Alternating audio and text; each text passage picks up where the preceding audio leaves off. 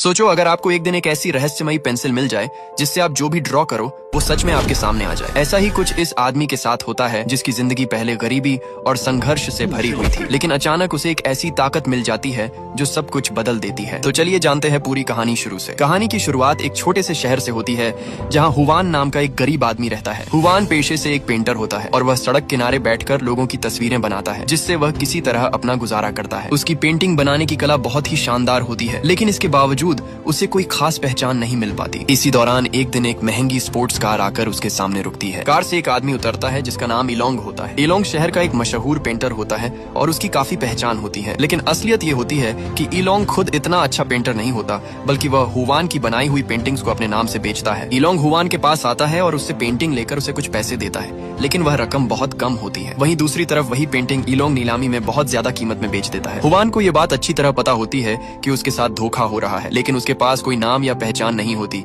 इसलिए वह कुछ कर नहीं पाता। इसके बाद दिखाया जाता है कि इलोंग की एक गर्लफ्रेंड होती है जिसका नाम लिसा होता है। लिसा पहले हुवान की गर्लफ्रेंड हुआ करती थी, लेकिन उसने उसे छोड़ दिया था क्योंकि वह एक अमीर और बेहतर जिंदगी चाहती थी। अब वह इलोंग के साथ रहती है और यह बात हुवान को अंदर ही अंदर काफी दुख देती है। इसके बाद हुवान की जिंदगी का दूसरा पहलू दिखाया जाता है जहाँ उसकी वर्तमान गर्लफ्रेंड एनी को दिखाया जाता है। एनी जन्म से अंधी होती है और वह एक छोटे से सैलून में मसाज का काम करती है। वहाँ आने वाले कुछ ग्राहक उसके साथ गलत व्यवहार करने की कोशिश करते हैं, लेकिन पैसे की मजबूरी के कारण वह चुप रहती है। एक दिन हुवान अचानक वहाँ पहुँचता है और जब वह देखता है कि कुछ लोग एनी को परेशान कर रहे हैं तो वह उन लोगों से लड़ने लगता है, लेकिन उन लोगों की संख्या ज्यादा होती है, इसलिए वे हुवान को बुरी तरह पीट देते हैं। उसकी हालत खराब हो जाती है, लेकिन एनी उसके साथ खड़ी रहती है और उसका ख्याल रखती है। इसके बाद हुवान के दोस्त जॉन की एंट्री दिखाई जाती है। जॉन हुवान का सबसे अच्छा दोस्त होता है। उसे उसके माता पिता ने घर से निकाल दिया होता है क्योंकि वह परिवार का बिजनेस संभालना नहीं चाहता था और वह भी पेंटर बनना चाहता था। अब वह हुवान के साथ रहता है। जॉन एक टिकटॉक स्टार लड़की को पसंद करता है और उसे खुश करने के लिए लगातार उसे महंगी गिफ्ट भेजता रहता है। वह अपने ज्यादातर पैसे उसी पर खर्च कर देता है। जब हुवान उसे समझाने की कोशिश करता है कि वह अपना पैसा और समय बर्बाद कर रहा है,